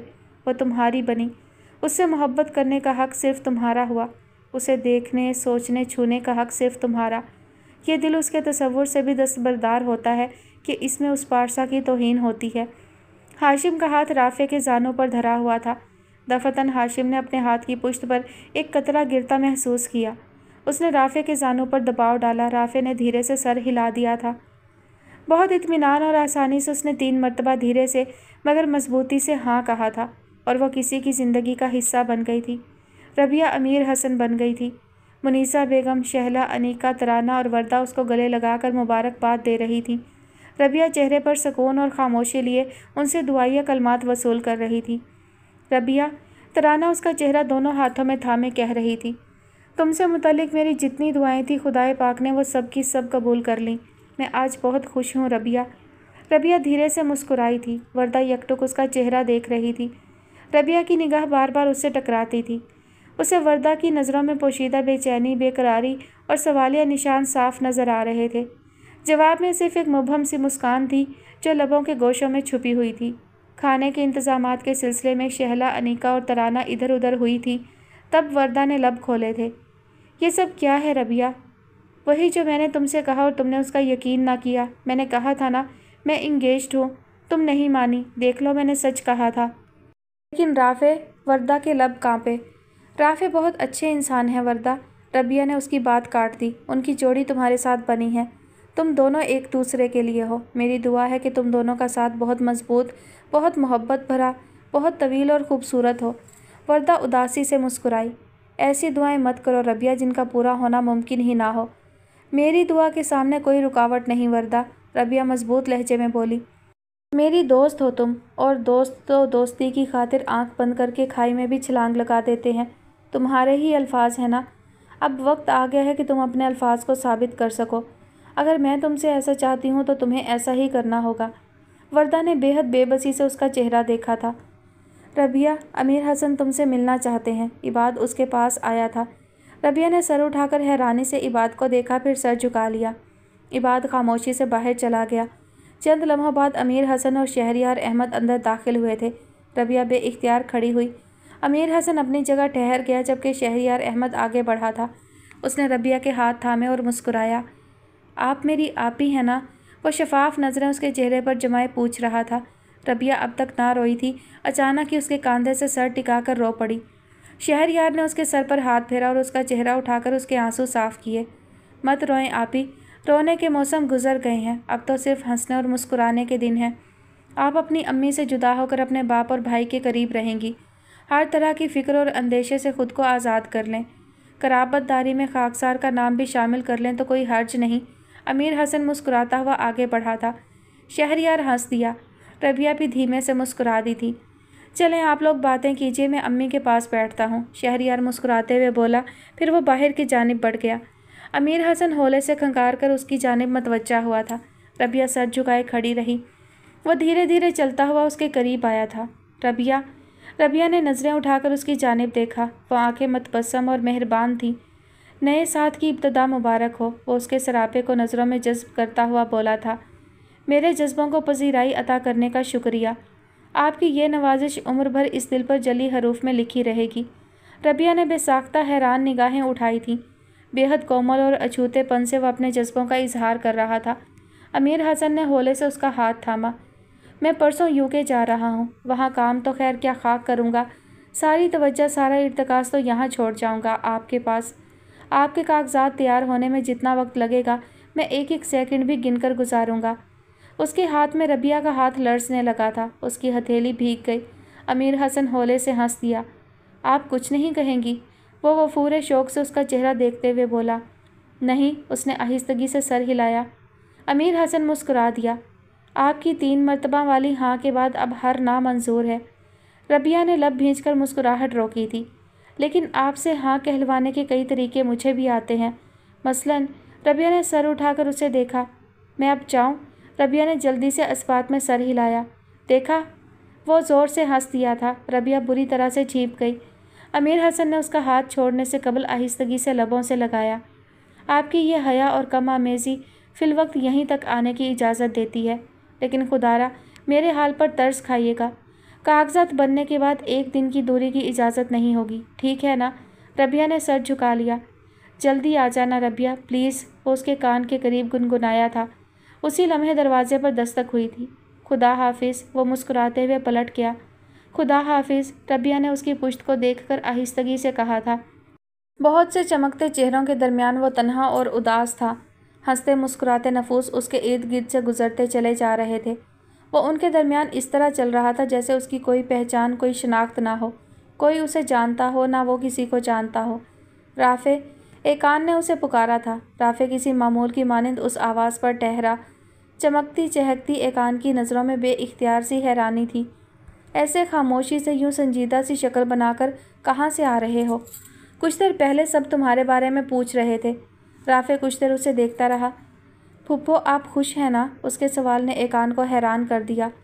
हाँ बहुत, उसका एतराफ़ भरपूर था। खुश रहें हमेशा, उसने मोहब्बत से उसका गाल थपथपाकर कहा और आगे बढ़ गया। एकान ने निहायत हैरानी से उसकी पुश्त देखी थी। पास से गुजरते हाशिम ने दफ़तन राफ़े का बाजू थाम लिया था। राफ़े रुककर उसे देखने लगा। हाशिम, उसकी नज़रों में अजब सी वहशत और वीरानी थी। हाशिम रह ना पाया, उसने राफ़े को गले से लगा लिया। हाशिम, तुम खुश हो ना? हाशिम खामोशी से उसकी पुश्त थपकता रहा। सब लोग खुश रहें हाशिम, और मैं भी बहुत खुश हूँ। मुझ पर तरस मत खाओ, कमज़ोर मत समझो मुझे। उसने मुझे बताया है कि हकीकतों का सामना कैसे किया जाता है। मुस्कुराकर, खंदा पेशानी से मर्दाना वार। वो बहुत बहादुर है हाशिम, इतनी बहादुर जितनी वो नाजुक है। उसने मुझे बहादुर बनना सिखाया है, जीना सिखाया है, ना चाहते हुए भी मुस्कुराना सिखाया है। मैं उसका एहसानमंद हूँ, हमेशा रहूँगा। हाशिम ने अलग होकर उसका चेहरा देखा। अभी भी बहुत फ़र्क है राफ़े। फिर वो बोला, मैं अभी उससे मिलकर आ रहा हूँ। उसके चेहरे पर बला का इत्मीनान है, आँखों में ना ख़त्म होने वाला यकीन और एतबार, और गुफ्तगू में रब्त और ठहराव। तुम्हारी आँखों में वहशत है, चेहरे पर मायूसी और गुफ्तगू में बेरब्ती। क्या सीखा तुमने उससे? राफ़े ठिठक सा गया। कुछ देर वो उसे देखता रहा। ठीक कहते हो तुम हाशिम। फिर वो आहिस्तगी से बोला, मोहब्बत वहशत का जंगल नहीं है, ये वो दीवानगी है जो ज़िंदगी गुजारने का सलीका बख्शती है। वो गदाज बख्शती है दिल को कि दूसरों के दुखों पर रोना और दूसरों की खुशियों पर मुस्कुराना आ जाता है। हाशिम यकलख्त खुलकर मुस्कुराया। मेरा दोस्त तो सचमुच में बदल गया। वाह रे मोहब्बत, तुझे सलाम। राफ़े धीमे से मुस्कुराया था। रंगों बू की महफिल में खुशियों की परियां हंसती मुस्कुराती फिर रही थी। हर चेहरे पर इत्मीनान और मुस्कुराहट थी। वो दोनों हाथों में हाथ दिए स्टेज की तरफ बढ़ गए। कमरे में दाखिल होकर वो लम्हा भर के लिए ठिठका, फिर खामोशी से ड्रेसिंग रूम की जानिब बढ़ा था। स्टेज पर बैठी अरीशा ने उसकी पुश्त को धीमे से मुस्कुराकर देखा। चंद दिन पहले ऐसी ही एक महकती रात उसकी बेवकूफ़ी की नज़र हो चुकी थी। ऐसी बड़ी हमाकत कि नाफे जैसे हौसलामंद ही उसका मुतहम्मिल हो पाया था। ऐसी बेवकूफ़ियाँ जो ज़िंदगी भर के तासुफ़ और पछतावों का सबब बन जाया करती हैं। अरीशा बाहिफाजत उस शरर की बुलंद होती लपटों से बाहर निकल आई थी। नाफे के ज़र्फ़ की बदौलत वो उसका साहिबान था, उसका मुहाफ़िज़। हाँ, उससे कुछ नाराज़ ज़रूर था, लेकिन आज वो उसकी हर नाराज़गी दूर कर देने का तहैया किए बैठी थी। नाफे लिबास तब्दील करके बाहर आया। नज़रों में उलझन भरकर उसने बेड के बीचों बीच बैठी दुल्हन को देखा। फिर कुछ सोचकर वो गली की जानिब खुलने वाले दरवाजे की जानिब बढ़ा। शायद अरीशा के सोने का इंतज़ार वो कमरे से बाहर जाकर करना चाहता था। नाफे, यकायक उसकी मुतरन्नम आवाज़ पर वो पलटा था। मुझे कुछ कहना है। हाँ बोलो, यहाँ आओ। वो मुस्कुराई। नाफे को उसकी वो दिलकश मुस्कुराहट अपनी किसी गुमगश्ता कीमती मता की मानिंद लगी थी। वो आहिस्ता आहिस्ता चलता हुआ उसके करीब पहुंचा था। अरीशा बेड से उतरी, फिर अचानक झुककर उसने नाफे के पैर थाम लिए। नाफे, मुझे माफ़ कर दो प्लीज़। नाफे ने बिजली की सी तेज़ी से झुककर उसे उठाया। अरीशा तड़प कर उसके सीने से लगी थी। नाफे, मेरे पास कुछ भी नहीं है कहने के लिए, बस इतना कि मुझे माफ़ कर दो। वो रुंधे लहजे में बोली थी। नई ज़िंदगी की शुरुआत इस तरह से करो कि हमारे दरमियान यकीन, मोहब्बत और एतबार के सिवा कुछ ना हो। कोई गिला शिकवा, शिकायत, बेयकीनी, खफगी, नाराज़गी, कुछ भी नहीं। नाफे ने उसे अलग करके उसका चेहरा देखा। मुझे कोई बेयकीनी, खफगी, नाराज़गी नहीं है, वो आहिस्तगी से बोला। हाँ, कुछ शिकवे ज़रूर है मुझे। मेरे इस हक़ से क्यों महरूम कर रही हो जिससे तुम्हें गिले शिकवे थे? नाफे, वो अरीशा शादी की रात उस सेज पर मर चुकी है जो तुम्हारे सामने है। इस अरीशा से गिले शिकवे करने से कुछ हासिल ना होगा, क्योंकि ये सर से पाँव तक सिर्फ तुम्हारी है, हमेशा से हमेशा के लिए। नाफे उसकी खूबसूरत वजाहत पर मुस्कुराए बिना ना रह सका। तुम कितना ही बचो, मैंने वो सारे गिले शिकवे ज़रूर करने हैं जो न जाने कब से दिल के अंदर यूं बराजमान है कि मोहब्बत को जगह थोड़ी पड़ती है। वो दोनों हाथों में उसका चेहरा थाम कर बोला। अरीशा खिली नज़रों से उसे तकने लगी। इन बेचारों के कहने सुनने से उस रात की खूबसूरती को कोई फ़र्क नहीं पड़ेगा, वो मज़ीद बोला, क्योंकि मोहब्बत जिस चीज़ में मिल जाए उसे खूबसूरत बना देती है ना? अरीशा मुस्कुरा दी। नाफे भी मुस्कुरा दिया। सेज पर बिखरे फूल भी मुस्कुरा दिए थे। दोनों हाथ कमर पर रखे वो शोरीदा सर लहरों को अपने कदमों तक आकर दम तोड़ते हुए देख रहा था। आज भी उसके अंदाज में वही गरूर और तनतना था, ना झुकने वाली कैफियत थी। अबरार साहब, शहला ने उसे कदरे फासले से पुकारा। वो अचानक ही मुड़ा। ओह, तुम आ गई। वो भरपूर अंदाज में मुस्कुराया। फिर आहिस्ता आहिस्ता चलता हुआ वो उसके करीब चला आया। कितनी मर्तबा कहा तुम्हें ये ग्लासेस मत पहना करो। वो उसके स्याह ग्लासेस देखकर आहिस्तगी से बोला। अपने और तुम्हारे दरमियान मुझे कुछ भी अच्छा नहीं लगता। मेरे और आपके दरमियान सदियों का नूरी फासला हायल है अबरार साहब, वो खुश्क लहजे में बोली। इसे पाटना नामुमकिन अमर है। ऐसे मत कहो शहला प्लीज़, वो तड़प सा गया। मैं तो समझा था तुम मुझे हर फासला ख़त्म कर देने की नवीद सुनाओगी। वो अल्फाज जो सुनने के लिए मैं न जाने कब से तन्हाई के सहरा में भटक रहा हूँ। शहला ग्लासेस के पीछे से उसे देखती रही। उसके लब आपस में सख्ती से पेवस्त थे। मिस्टर अबरार, फिर वो बोली, आज मैं 20 साल की कम फहम और जज्बाती दोशीता नहीं हूँ। मैं एक बाशऊर औरत हूँ जो अल्फाज और अमल में फ़र्क बखूबी महसूस कर सकती है। तुमने मुझे तलाक दी, जज्बाती होकर, उजलत में, गुस्सा में। चलो मैं मान लेती हूँ। फिर तुमने पलटने में इतना अरसा लगाया, इतना कि तुम्हारा बेटा अपने कदमों पर चलकर बोलना सीख गया, तुम्हारे बारे में इस्तफसार करना सीख गया। इतना अरसा कहाँ थे तुम? जोगी बनकर सहरा पाटते रहे, वहशी बने जंगलों की खाक छानते रहे। नहीं अबरार, तुम अपने माँ बाप के इस दुनिया से गुजर जाने का इंतज़ार करते रहे। शहला, मेरी बात सुनो अबरार। मैं तुम्हें बता चुकी हूँ कि आज मैं कच्ची उम्र की लड़की नहीं, एक समझदार औरत हूँ। हर किस्म के हालात का तज्जिया कर सकती हूँ। मैं जानती हूँ कि तुमने अपने बाप की ज़िंदगी में बगावत क्यों करना की, क्योंकि शादी के इब्तदाई चंद महीनों का अरसा उनकी कफ़ालत के बगैर गुजार कर तुम्हें उनकी अहमियत का पूरी तरह अंदाज़ा हो चुका था। सो मेरे साथ रखे गए नारवा सलूक पर भी तुम्हारी ज़ुबान खामोश रही, और मुझे तलाक भेजते वक्त भी तुमने उनके पलड़े में रखे हुए ज़मीन और जायदाद के वज़न से मेरी मोहब्बत के वज़न को हल्का और बेमोल तस्वुर किया। जब तक वो जिंदा रहे तुमने कभी मुझे तो क्या अपने उस बेटे को भी याद नहीं किया जिसकी मोहब्बत को आज तुम अपनी ज़िंदगी के लिए लाजमी जुज़ करार देते हो। अब तुम आज़ाद हो अबरार, तो एक बार फिर मेरे वजूद को मोहब्बत के नाम पर अपनी मुट्ठी में कैद कर लेना चाहते हो। वो लम्हा भर को सांस लेने के लिए रुकी। अबरार हैरत से फैली आंखें लिए उसे यकटुक देख रहा था। लेकिन अब मैं मोहब्बत को पहचानती हूँ, इसकी खुशबू, इसकी दिलकशी, इसके तकाज़ों को बखूबी समझ लेती हूँ। जानते हो क्यों? क्योंकि मेरे शोहर ने मुझसे सच्ची मोहब्बत की है, ऐसी असली और सच्ची मोहब्बत जिसके चेहरे पर गर्ज और खोट का कोई नकाब नहीं, जिसकी रोशनी से ज़िंदगी की नज़रें खैरा हो जाती हैं, जिसका जायका चख लेने के बाद मैं क़यामत तक के लिए आसूदा और मुतमईन हूँ। सो अब तुम मुझे पुकारो या मायूस होकर पलट जाओ, मेरे लिए बराबर है। मेरे पास वो समात ही नहीं जो तुम्हें सुन सके, और वो गोयाई ही नहीं जो तुम्हारी किसी पुकार का जवाब दे पाती। और मुझे यकीन है कि हमारे दरमियान ये आखिरी वजाहत है। मैं तुम्हारे अंदर के खोट को पहचानती हूँ अबरार। इस यकीन दहानी के बाद आइंदा मुझसे नज़र मत मिलाना। हाँ, हमारे दरमियान राब्ते की एक कड़ी ज़रूर मौजूद है, लेकिन उस कड़ी के सिरों को आपस में कुछ निस्बत नहीं। ये बात हमेशा याद रखना। उम्र के हवाले से जब भी हमारी मुलाकात होगी उसमें हमारे दरमियान पहचान का कोई हवाला ना होगा। अबरार खामोशी से उसका चेहरा देख रहा था। फिर यकायक वो पलटा और तेज़ तेज़ कदमों से चलता हुआ दूर जाने लगा। बिल आखिर वह दूर होते हुए एक नुक्ते की सी हैसियत इख्तियार कर गया था। शहला काफ़ी देर वहाँ खड़ी अपने पैरों से लिपटती लहरों को महसूस करती रही। चलें, अचानक कोई बेहद करीब से बोला था। वो बेइख्तियार पलटी। हाशिम, आप यहाँ? वो न जाने कब से उसके पीछे खड़ा था। हाँ, मैं यहाँ। तुम जहाँ कहीं भी होती हो मोहब्बत मुझे आवाज़ दे लेती है, मैं मजबूर हूँ। वो दिलकशी से मुस्कुराया था। शहला ने ग्लासेस उतारकर हाथ में थाम लिए और उसे देखकर मुस्कुराई। उसके और हाशिम के दरमियान कुछ हायल होता उसे गवारा ना था। वो पूरे 1 हफ्ते के बाद लौटा था, लेकिन उसके चेहरे पर बशाशत और ताजगी थी। सब काम निमटा कर आ रहा हूँ। इबाद ने रबिया को फ़ाइल थमाई। वो नवाब शाह से रबिया की मलकियत का दावा दायर करके और उसके मकान और दुकानों के कागजात हासिल करके आ रहा था। वो चाहता था रबिया के नाम जो कुछ है उसे मिल सके। रबिया ने फ़ाइल खोल कर देखी, कागजात पर एक नज़र डाली और उदासी से मुस्कुराई। मैंने तो आपको मना किया था इबाद भाई, वो बोली। मुझे इन चीज़ों की तमन्ना नहीं और ज़रूरत भी नहीं। ये तुम्हारा हक़ है रबिया बेटी, मुनीसा बेगम नकाहत से बोली। अपना हक़ हासिल ज़रूर करो, फिर ख्वाह इसे रखो या किसी गरीब को बख्श दो। इबाद भाई, रबिया ने अचानक फ़ाइल उसे वापस थमा दी। मुझे इस घर या इन चंद दुकानों की कतन हाजत नहीं। ये दादी की मलकियत थी, दादी ही को इनकी ज़रूरत है। तुम्हारी दादी को? इबाद ने हैरानी से उसका चेहरा देखा। जी हाँ, रबिया ने अपनी पलकों पर चमकते सितारे महसूस किए। मेरी दादी को।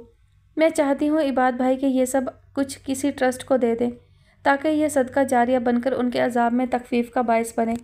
रबिया, मुनीसा बेगम के लब कांपे थे। जी अम्मी। रबिया बेइख्तियार उनसे लिपट गई। मेरी दादी उस जहां में खुश नहीं है, मैं जानती हूँ। आपकी ममता की प्यास ने उनकी रूह को तपते सहरा में भटकते रहने की सज़ा सुनाई है। लेकिन अम्मी जी, दादी ने मुझे हमेशा मोहब्बत के दरिया से सैराब रखा, इस तरह कि मैंने उम्र के इस हिस्से में ममता की तलब को भी महसूस ना किया। मुनीसा बेगम की आंखों से आंसू रवां हो चले। अम्मी जी, हो सके तो मेरी दादी को माफ़ कर दें अम्मी जी, रबिया ने बेइख्तियार फूट फूट कर रोकर कहा। मुनीसा बेगम की बंद पलकों से मोती तस्बीह के दानों की मानिंद गिर रहे थे। अम्मी जी, मेरी दादी बहुत अजाब सह चुकी, अब मेरी खातिर आप उन्हें माफ़ कर दें, रबिया तवातर से कहे जा रही थी।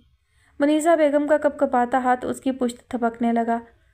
1 माह के अंदर अंदर उसके कागजात तैयार हो गए थे।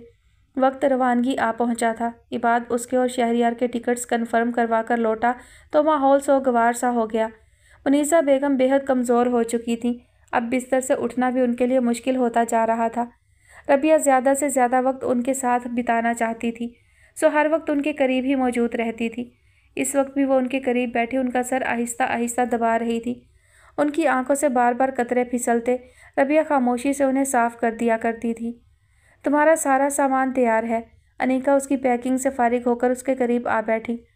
वहाँ जाकर खोलोगी तो मुझे याद करोगी, इतनी निफासत से पैकिंग की है मैंने। चेकिंग के दौरान भी इसका कुछ नहीं बिगड़ेगा। मैं वैसे भी तुम सबको बहुत याद करूँगी अनीका, वो उदासी से बोली। अम्मी का बहुत बहुत ख्याल रखना। पगली, ये कहने की बातें हैं। अनीका ने उसे गले से लगा लिया। ایئرپورٹ پر معمول کی گہما گہمی تھی۔ ربیہ کو الوداع کہنے کے لیے کئی چہرے موجود تھے۔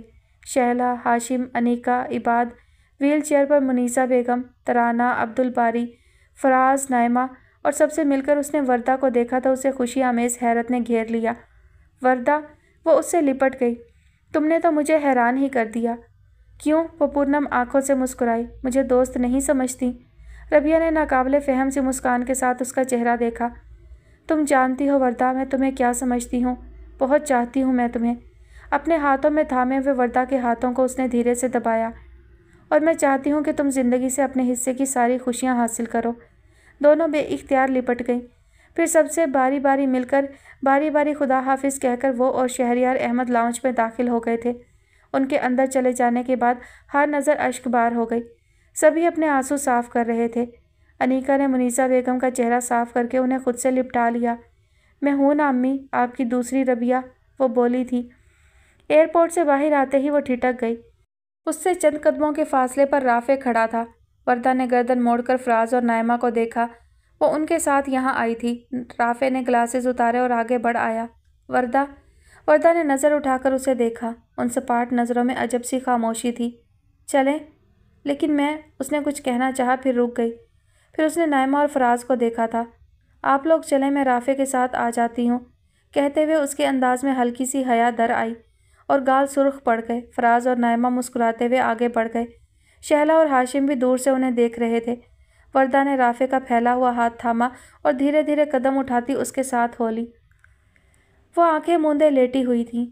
امی جی، عباد کی پکار پر انہوں نے آنکھیں کھولی۔ ان کے لب آہستہ آہستہ ہل رہے تھے۔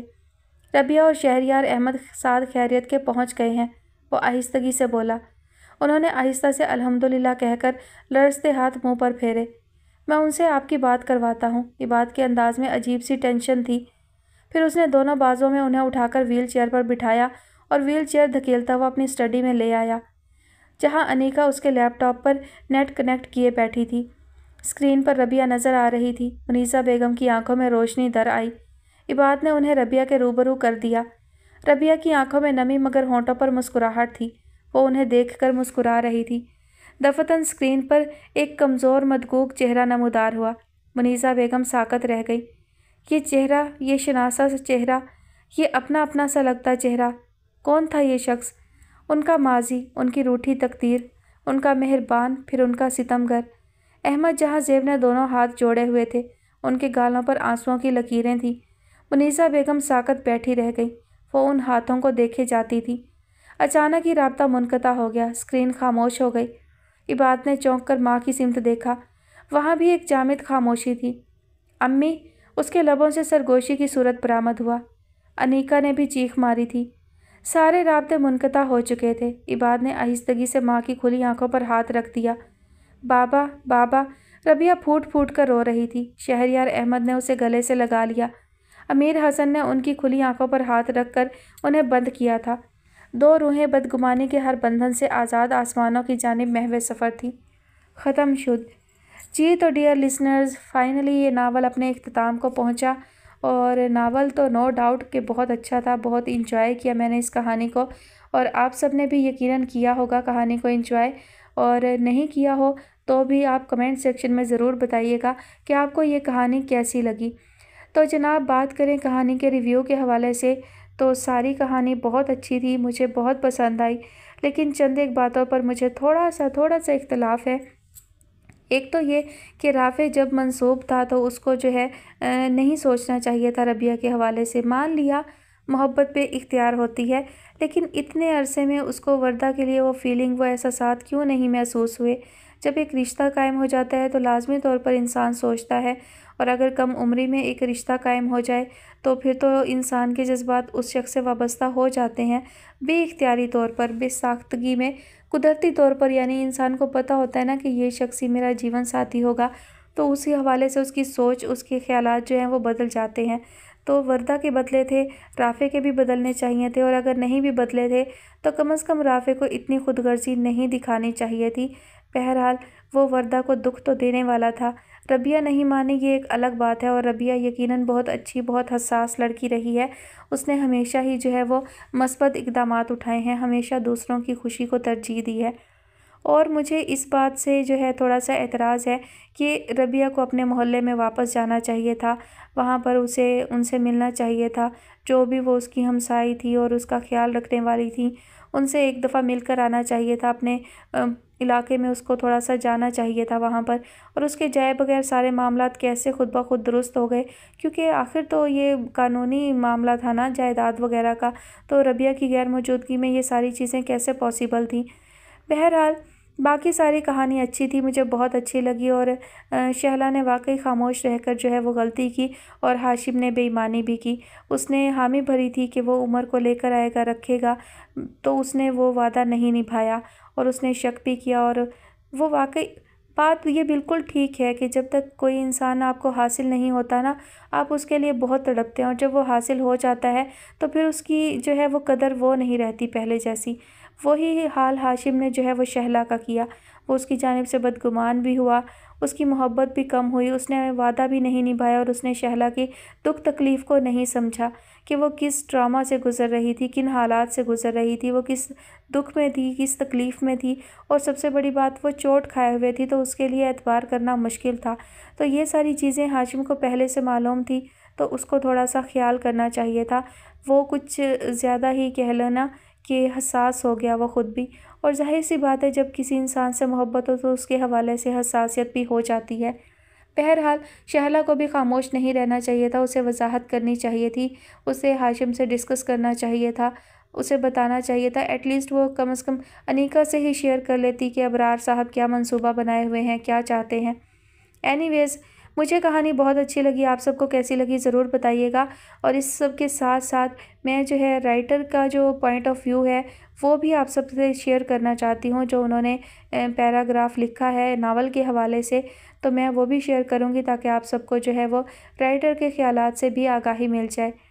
تو جناب رائٹر کہتی ہیں کہ میرے اب تک کے لکھے جانے والے ناولوں میں یہ طویل ترین ناول ہے، میں نے شروع سے ہی اسے مخصوص طرز سے ہٹ کر لکھا تھا، میرے دیگر ناولز سنگل ٹریک یا 2 ٹریک پر چلے، لیکن میں نے اسے ملٹی ٹریک ناول کے طور پر آغاز کیا، اسی لیے قارئین کے لیے اس کے کرداروں کو سمجھنا ذرا مشکل رہا، اس کے لیے شکایات بھی موصول ہوئیں کہ کردار زیادہ ہیں اور ذہن نشین نہیں ہوتے، لیکن پیارے قارئین اپنے طور پر میں نے پوری کوشش کی کہ ہر کردار کی ایک الگ پہچان اور علیحدہ شناخت ہو، کیونکہ میرے ہر کردار کی نفسیات دوسرے کردار سے مختلف ہے، اور میں نے ہر کردار کو اول و آخر اس کی مخصوص نفسیات کو مد نظر رکھ کر لکھا، میں زندگی کے مختلف رنگوں کو ملا کر دیکھنا چاہتی تھی، شاید یہ میری اپنی نفسیات ہے، بہت سے رنگ اکٹھے ہو کر مجھے اچھے لگتے ہیں۔ جن قارئین کے لیے میرے ناول کے کرداروں کو یاد رکھنا مشکل ثابت ہوا ان سے بہت بہت معذرت، جن قارئین نے شروع ہی سے ہر کردار کو پہچان کر اور سمجھ کر اس کے متعلق اپنی آرا بھیجی، ان کا بےحد شکریہ۔ میں آخر میں صرف اتنا کہنا چاہوں گی کہ بہت سے رنگوں میں سے اپنا رنگ انسان فوراً پہچان لیتا ہے۔ کیا آپ نے کسی کردار میں اپنی جھلک محسوس کی؟ کسی کردار کی نفسیات کے کسی خاص پہلو میں اپنی نفسیات کی کسی پیچیدگی کو پوشیدہ محسوس کیا؟ اگر ہاں تو پھر اتنا جان لیجئے کہ ربیہ کے کردار کی نرمی، مضبوطی اور مشکل سے مشکل راہ سے استقامت اور صبر کے ساتھ گزر جانے کی ادا کو ہر قاری نے سراہا اور پسند کیا۔ عریشہ کی ضد، انا اور منفی طرز سوچ ناول کے کسی کردار کو نقصان نہ پہنچا پائی سوائے اس کی اپنی ساکھ کے۔ ہاشم کی بے غرضی اور بے لوثی نے ہر نظر کو اپنا اسیر کیا۔ رافع کے راہ بدلنے کے عمل کو ہر کسی نے غلط انداز سے تعبیر کیا، خواہ اس کا راہ بدلنا ربیہ جیسی بے مثل لڑکی کے لیے ہی تھا۔ ایقان کی بد دماغی اور اٹل انداز سے ہر کسی کو شکایت رہی، ہر چند کی اس کی اپنی نظر میں اس کا موقف بہت مضبوط اور جائز تھا۔ شہلا کی خاموشی نے کئی لوگوں کو احساس دلایا کہ جہاں بولنا ضروری ٹھہرے وہاں 100 باتوں کی ایک بات خاموشی والا فارمولہ غلط ثابت ہوتا ہے۔ نائمہ کی قربانی اور دوسروں کے بھید چھپانے کی پرخلوص کوشش اس کے کردار کی بلندی کا سبب ٹھہری۔ منیسہ بیگم اور دادی جان کے کرداروں کے تقابل پر تو کچھ لکھنے یا کہنے کی ضرورت ہی نہیں۔ سو پیارے قارئین، ناول آپ کو پسند آیا تو میری جانب سے شکریہ۔ آپ کے لیے اگر میرا یہ انداز ناپسندیدہ ٹھہرا تو جانے دیجیے، بھول جائیے، لیکن کردار کے رنگوں سے اپنے رنگ الگ ضرور کریں، ان پر سوچیں ضرور۔ تھکے ہوئے پسماندہ منفی قسم کے رنگ اپنے اندر سے نکال پھینکیں، اجلے شوخ خوبصورت رنگوں سے اپنی ذات کو ایسا نکھار دیں جو ہر نظر کو محسوس ہو۔ مجھے آپ سے اتنا ہی کہنا تھا۔ آخر میں اپنی ان دوستوں اور شناسہ آوازوں کا شکریہ ادا کرنا چاہوں گی जिन्होंने नावल के आगाज़ से आखिर तक इसमें दिलचस्पी ली और मुसलसल अपनी आरा से नवाजा। माहा मलिक: जी, तो ये राइटर का पॉइंट ऑफ व्यू था, और राइटर का पॉइंट ऑफ व्यू पढ़कर मुझे 2 बातें और याद आ गई नावल के हवाले से। अरीशा के साथ बहुत बुरा हुआ, बहुत ज़्यादती हुई। उसका जो रद्द-ए-अमल था वो बिल्कुल दुरुस्त था, वो अपने आप में बिल्कुल ठीक थी। हाँ, ये है कि उसे संभल जाना चाहिए था, वो संभली नहीं, लेकिन वो गलत नहीं थी, गलती फराज की थी। फराज ने उससे अपनी जानिब मतवज्जा किया था, तो फराज बेशक नाइमा समझकर बात कर रहा था, लेकिन अरीशा की अपनी शख्सियत थी। जब उसने वहाँ का नंबर मालूम कर लिया था तो उसने ये क्यों नहीं, मतलब एक बिल्डिंग थी, उसमें उनके घर थे, वो पूरी इमारत तो एक ही थी ना, पोर्शन अलग अलग थे उनके, तो उसने ये क्यों नहीं सोचा कि किसी और पोर्शन में किसी और लड़की का नंबर उसको मिल गया है, तो उसे ये चीज़ कन्फर्म करनी चाहिए थी। तो उसने इतने यकीन से नंबर जो मालूम कर लिया, तो ये भी मालूम करना चाहिए था कि उस लड़की का नाम क्या था और वो किस पोर्शन में रहती है और उस पोर्शन का नंबर क्या है।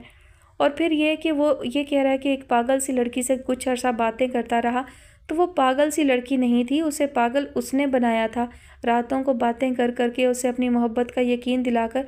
तो ऐसे वो किस तरह अपना वो दामन झटक सकता है। और अरीशा को थोड़ा सा सोचना चाहिए था कि एक शख्स अगर उससे मोहब्बत करता था इतनी, तो वो फिर किसी दूसरी लड़की के साथ, वो भी उसी की फैमिली से, कैसे शादी कर सकता है। उसके निकाह के मौका पर भी उसने ना तो उसका नाम सुनकर ना फराज चौंका और ना ही फराज ने जो है कोई रद्द अमल दिया। तो अरीशा को इस बात से समझना चाहिए था कि वो किसी किस्म का रिएक्ट भी नहीं कर रहा। बात करें एकान और आशिर की, तो एकान अपनी जगह बिल्कुल दुरुस्त थी। हाँ, वो बहुत ज़्यादा ज़िद में आ गई थी, लेकिन हर इंसान की एक कमज़ोरी होती है, हर इंसान की एक लिमिट होती है। कुछ चीज़ें होती हैं जो उसके लिए बिल्कुल नाकाबिले बर्दाश्त होती हैं, और इस चीज़ का इजहार एकान ने बहुत खुले और वाज़ेह अल्फाज में किया कि ये उसके लिए नाकाबिले बर्दाश्त है। उसने आशिर को भी बहुत तल्ख़ जवाब दिया था कि तुम्हारी गैर मौजूदगी में अगर मैं ऐसे कमज़ोर पड़ जाऊँ और मैं ऐसे ताल्लुकात बना लूँ तो कैसा लगेगा। ये बात हर किसी को समझनी चाहिए, ये चीज़ कि मर्द हो या औरत, जज्बात जब आते हैं तो वो दोनों ही बराबर हैं जज्बात के लेवल पर। अगर मर्द अपने आप को कंट्रोल नहीं कर सकता, वो ख़ुद को छूट देता है इस चीज़ की कि मैं घर से दूर हूँ, फैमिली से दूर हूँ, तन्हाई में हूँ, या मैं बहक सकता हूँ, तो फिर ये छूट, ये चीज़ें उसको फिर औरत को भी देनी चाहिए ना। जज्बात तो औरत के अंदर भी हैं, और औरत मेरे ख़्याल में मर्द से ज़्यादा, कहीं ज़्यादा जज्बाती होती है। तो जब वो अपने आप को पाबंद रखती है, वो वफ़ादार रहती है, तो शौहर को भी कहीं भी हो, किसी भी जगह पर हो, तो अपने आप को उसे ये याद रखना चाहिए कि वो शादीशुदा है। एक चीज़ क्लियर नहीं हुई कि उन दोनों में, लीज़ा में और आशिर में, वाकई उनमें बेतकल्लुफ़ी हद से ज़्यादा बढ़ गई थी, या कि फिर उनमें वाकई ही दोस्ती थी और आशिर ने ऐसा कोई कदम नहीं उठाया था जिस पर वो पशेमान होता। ये मामला थोड़ा सा जो है वो डाउट में रह गया। यहाँ आशिर की गलती थी बिल्कुल। अगर उसने ऐसा कोई कदम नहीं भी उठाया, यानी वो लीज़ा के साथ जज्बातियत में हद से आगे नहीं बढ़ा, तब भी उसने गलती की कि जब लीज़ा आई हुई थी तो वो उसे बहैसियत मेहमान अपने घर ले आता। चलो घर नहीं भी लाता तो उसे एकांत से झूठ बोल बोल कर जाने की ज़रूरत नहीं थी। एक ही शहर में रहते थे, इतने सारे उसकी बड़ी सारी ससुराल थी, कोई भी उसको कहीं भी लीज़ा के साथ घूमते फिरते देख सकता था। तो इतनी बात आशिर को सोच लेनी चाहिए थी। तो इन चीज़ों पर या तो आशिर को तवज्जो देनी चाहिए थी, या फिर राइटर को, जो कि दोनों ने ही नहीं दी। खैर एनीवेज़, मुझे यही लगा कि शायद आशिर का भी कसूर था, फराज भी कसूरवार था, और अबरार तो बेहद कसूरवार था। उसने तो बहुत ही जो है ना घिनौना खेल कहते हैं ना, वो खेला था। बहरहाल ओवरऑल नावल बहुत अच्छा था, मैंने बहुत एंजॉय किया। आप सब भी अपनी राय का इज़हार ज़रूर कीजिएगा कमेंट सेक्शन में, और इंशाल्लाह बहुत जल्द किसी नेक्स्ट अच्छे से नावल के साथ हाजिर होंगी। तब तक अपना ख्याल रखिएगा और मुझे अपनी दुआओं में याद रखिएगा। अल्लाह हाफिज़।